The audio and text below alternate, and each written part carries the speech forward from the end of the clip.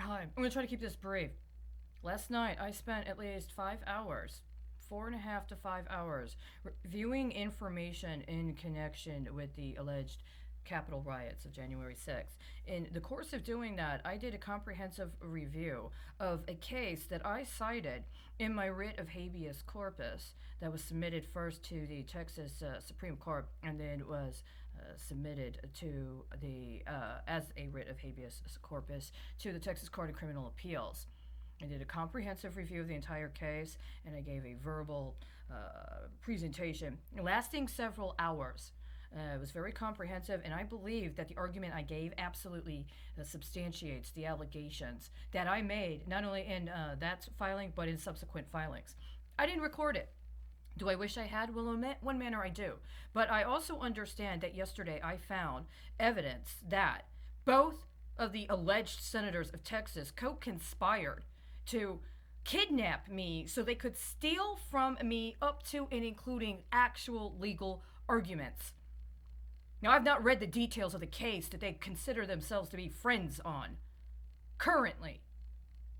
But that specific argument, which was first recited as well as actually put into a written form in an email I sent myself as part of keeping track of the processes of reviewing supporting materials, was dated for July 4th of 2020 and was itself a follow up to considerations that were part of legal arguments that had been stolen, including a comprehensive legal strategy I came up with in a time frame that, unbeknownst to me, also at least initially, unbeknownst to me, also correlated with other efforts that were going on at the level of the Supreme Court of the United States. Now, I don't know who it was or how it was that I became so directly, intimately connected with activities of the Supreme Court of the United States that are absolutely demonstrable going all the way back to 2008.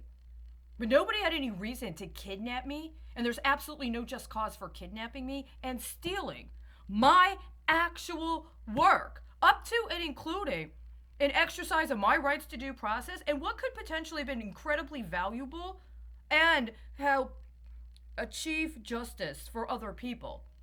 You see, they do cases, including for an individual, it's not just justice for the individual. That case, the consideration, the precedents regarded in that case, go into the entirety of our system of jurisprudence, which is also an expression of the exercise of the third branch of government for us.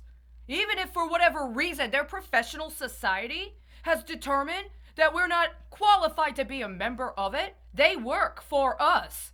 They don't have a right to steal our lives, our work, kidnap us, slander us, and then completely misrepresent the people they are allegedly representing.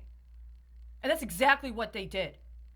That's exactly what they did yesterday. That's exactly what I found yesterday. But what's even worse is what I'm looking at right now. I have several open report numbers with the SAO, and they just refused to get back to me while they took what I did and actually used it as outlays in connection with Axis Securities fraud that have also aided and abetted a cover-up of massive public corruption. What is this right here? It says on the date on the state auditor's office site is July 14th of 2021. That would be 14 days ago from today. Classification compliance audit report on information technology positions at selected general government, judiciary, and regulatory agencies.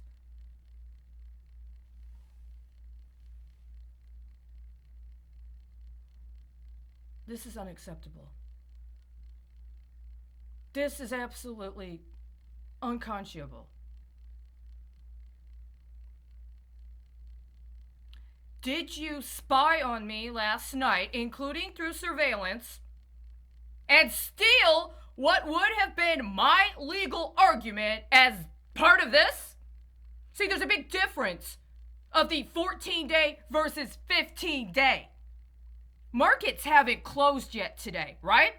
So we're on day 14. But you've done everything you possibly can to defraud everybody involved out of any good faith effort for me to be able to be compliant with the law, much less get justice for myself or people that were tortured and dispossessed of justice in accordance with what you did to me. Why am I constantly in a situation where you completely pilfer off my life with nothing more than a confirmation on somebody else's sales call?